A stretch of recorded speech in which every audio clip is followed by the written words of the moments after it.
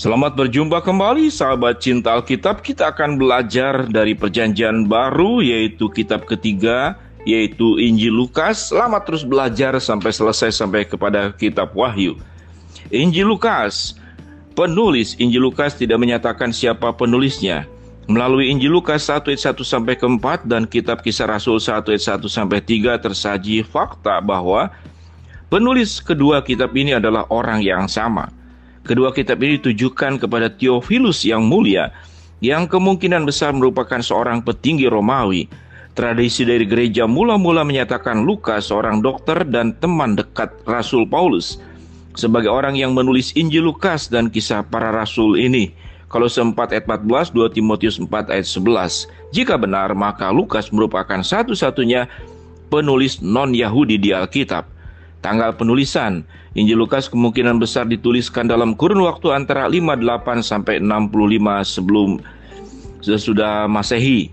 Tujuan penulisan sama halnya dengan Injil Matius dan Markus. Kitab ini bertujuan menyatakan siapa Yesus Kristus dan segala sesuatu yang dikerjakan dan diajarkan Yesus sampai pada hari Ia terangkat. Kisah Rasul 1 sampai kedua.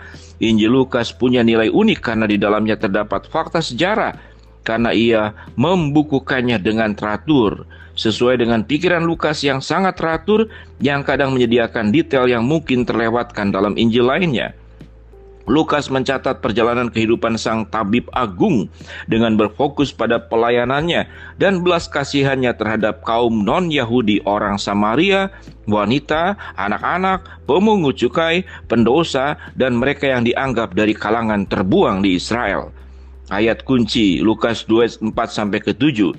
Demikian juga Yusuf pergi dari kota Nazaret di Galilea ke Yudea, ke kota Daud yang bernama Bethlehem, karena ia berasal dari keluarga dan keturunan Daud, supaya didaftarkan bersama-sama dengan Maria, tunangannya yang sedang mengandung. Ketika mereka di situ, tibalah waktunya bagi Maria untuk bersalin, dan ia melahirkan seorang anak laki-laki, anaknya yang sulung, lalu dibungkusnya dengan lampin dan dibaringkannya di dalam palungan, karena tidak ada tempat bagi mereka di rumah penginapan. Lukas 3:16. Yohanes menjawab berkata kepada semua orang itu, "Aku membaptiskan kamu dengan air, tetapi Ia yang berkuasa daripadaku akan datang dan membuka tali kasutnya pun aku tidak layak. Ia akan membaptis kamu dengan Roh Kudus dan dengan api." Lukas 4 ayat 18 sampai 19 dan ayat 21. Roh Tuhan ada padaku, oleh sebab Ia telah mengurapi aku untuk menyampaikan kabar baik kepada orang-orang miskin, dan Ia telah mengutus aku untuk memberitahukan pembebasan kepada orang-orang tawanan dan penglihatan bagi orang-orang buta, untuk membebaskan orang-orang yang tertindas, untuk memberitakan tahun rahmat Tuhan telah datang. Lalu ia memulai mengajar mereka, katanya, "Pada hari ini genaplah nats ini sewaktu kamu mendengarnya." Lukas 18 ayat 31 sampai 33. Yesus memanggil ke-12 muridnya, lalu berkata kepada mereka, "Sekarang kita pergi ke Yerusalem, dan segala sesuatu yang ditulis oleh para nabi mengenai Anak Manusia akan tergenapi. Sebab Ia akan diserahkan kepada bangsa-bangsa yang tidak mengenal Allah, diolok-olokkan, dihina dan diludahi, dan mereka menyesah dan membunuh Dia. Dan pada hari ketiga Ia akan bangkit." Lukas 23 ayat 33 sampai 34. Ketika mereka sampai di tempat yang bernama Tengkorak, mereka menyelipkan Yesus di situ dan juga kedua orang penjahat itu, yang seorang di sebelah kanannya dan yang lain di sebelah kirinya. Yesus berkata, "Ya Bapa, ampunilah mereka, sebab mereka tidak tahu apa yang mereka perbuat." Dan mereka membuang undi untuk membagi pakaiannya. Lukas 24 ayat 1 sampai 3. Tetapi pagi-pagi benar pada hari pertama minggu itu, mereka pergi ke kubur membawa rempah-rempah yang telah disediakan mereka. Mereka mendapati batu sudah terguling dari kubur itu, dan setelah masuk mereka tidak menemukan mayat Tuhan Yesus. Rangkuman. Dijuluki sebagai salah satu kitab yang terindah yang pernah ditulis, Lukas memulainya dengan menceritakan kisah mengenai orang tua Yesus, kelahiran sepupunya Yohanes Pembaptis, perjalanan Yusuf dan Maria ke Bethlehem di mana Yesus dilahirkan di palungan, dan silsilah keluarga Yesus melalui Maria. Belas kasihannya yang sempurna dan pengampunannya dinyatakan melalui kisah anak yang hilang, Lazarus, dan orang kaya dan orang Samaria yang baik. Meskipun banyak orang mempercayai kasih seharusnya melampaui batasan sara, banyak pengajar dan kalangan beragama menentang klaim Yesus. Melalui Injil ini pengikut Kristus diingatkan untuk memperhitungkan resiko pemuritan harus dipertaruhkan, sementara musuh Yesus berupaya membunuhnya di kayu salib. Pada akhirnya Yesus dihianati, dihakimi, dijatuhi hukuman mati dan disalibkan. Akan tetapi kuburan tak mampu menahannya.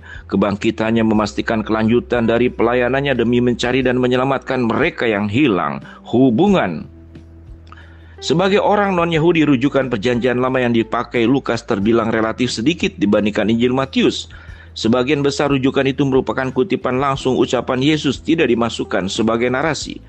Misal saja ketika Yesus merujuk perjanjian lama sebagai pertahanan terhadap serangan setan dengan menjawab, ada tertulis, Lukas 4 ayat 1-13.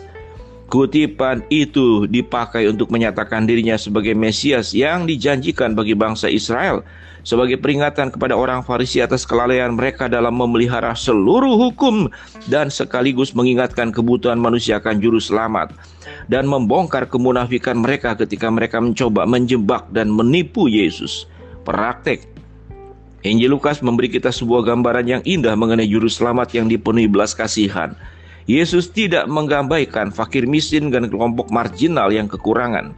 Sebaliknya mereka justru membawa fokus utama pelayanannya. Pada zaman Yesus, masyarakat Israel membeda-bedakan manusia berdasarkan kelas sosialnya. Mereka yang lemah dan tertindas tidak berdaya memperbaiki nasib mereka dan justru sangat terbuka kepada pesan yang berbunyi, kerajaan Allah sudah dekat padamu. Pesan ini seharusnya kita bawa kepada setiap orang di antara kita yang sangat butuh mendengarkannya. Bahkan di antara negara yang teramat kaya, kebutuhan rohani tersebut sangatlah tinggi. Pengikut Kristus harus mengikut contoh Yesus ini dengan membawa berita keselamatan kepada mereka yang miskin rohani. Kerajaan Allah sudah dekat dan waktu tersisa semakin berkurang tiap hari. Sahabat cinta Alkitab, itulah kilasan tentang Injil Lukas. Semangat terus untuk belajar kepada kitab-kitab berikutnya. Shalom.